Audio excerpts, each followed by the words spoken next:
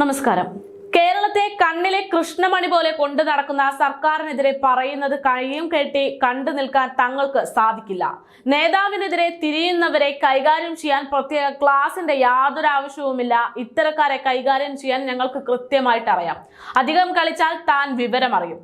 മുഖ്യനും മകളും ചേർന്നുകൊണ്ട് നടത്തിക്കൊണ്ടിരിക്കുന്ന എന്ന് കരുതപ്പെടുന്ന മാസപ്പടി വിവാദത്തിൽ വീണ വിജയനെതിരെയും മുഖ്യമന്ത്രിക്കെതിരെയും എല്ലാം തെളിവുകൾ നിരത്തിക്കൊണ്ട് രംഗത്തെത്തുന്ന ഷോൺ ജോർജിനെതിരെ ഉയർന്നിരിക്കുന്ന ഭീഷണി സന്ദേശമാണ് നിങ്ങൾ ഇപ്പോൾ കേട്ടത്.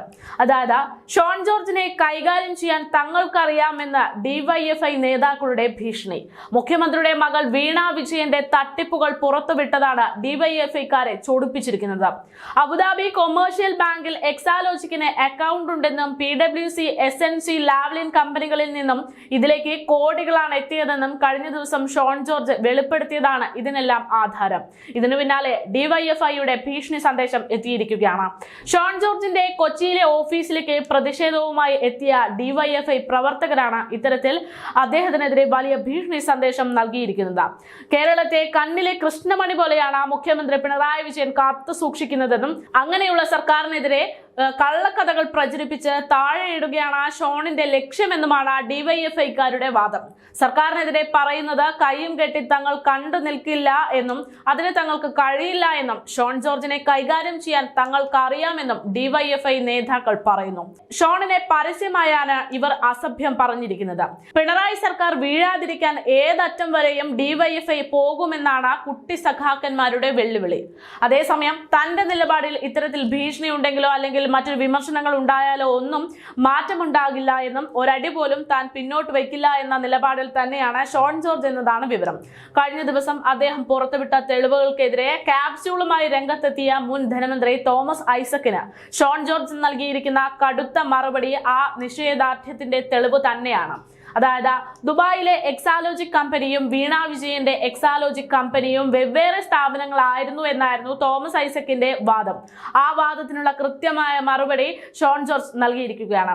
തന്റെ പരാതി വീണ വിജയന്റെ കമ്പനിയെ കുറിച്ച് തന്നെയാണെന്നും വിഷയം വഴിതിരിച്ചുവിടാനാണ് തോമസ് ഐസക് ശ്രമിക്കുന്നതെന്നും ഷോൺ ജോർജ് കൃത്യമായി പറഞ്ഞിരിക്കുന്നു. ബഹുമാനപ്പെട്ട കിഫ്ബി മസാല ബോണ്ട് സഖാവി, വീണയുടെ കമ്പനിയുടെ പേരിലെ കുത്തും കോമയും നോക്കി വിഷയം വഴിതിരിച്ചുവിടാനുള്ള നിങ്ങളുടെ കുരുട്ടുബുദ്ധി കൊള്ളാം. വേറെ പാപ്പച്ചൻ വേറെ സഖാവേ. അബുദാബിയിലെ കൊമേഴ്ഷ്യൽ ബാങ്കിൽ വീണ ടി, സുനീഷ് എം എന്നിവർ സിഗ്നേറ്ററീസ് ആയിട്ടുള്ള ഒരു ബാങ്ക് അക്കൗണ്ട് എക്സാലോജിക് കമ്പനിക്ക് ഇല്ല എന്ന് പറയാൻ സാറിന് തന്റെ ഇടമുണ്ടോ? മുഖ്യന്റെ മകൾക്ക് ലോകത്തെവിടെയൊക്കെ അക്കൗണ്ടുകൾ ഉണ്ടെന്നും എന്തൊക്കെ സാമ്പത്തിക ഇടപാടുകൾ ഉണ്ടെന്നും സാറിനും ബോധ്യമുള്ള കാര്യമാണല്ലോ. ഷോൺ ജോർജ് ഫേസ്ബുക്കിൽ ചോദിച്ച ചോദ്യമായിരുന്നു ഇത്. രണ്ട് വ്യത്യസ്ത എക്സാലോജിക് കമ്പനികളാണെന്നായിരുന്നു തോമസ് ഐസക്കിന്റെ കണ്ടുപിടുത്തം. ഷോൺ ജോർജ് കള്ളക്കഥ മെനയുകയാണെന്നും മുൻ ധനമന്ത്രി ആരോപിച്ചിരുന്നു.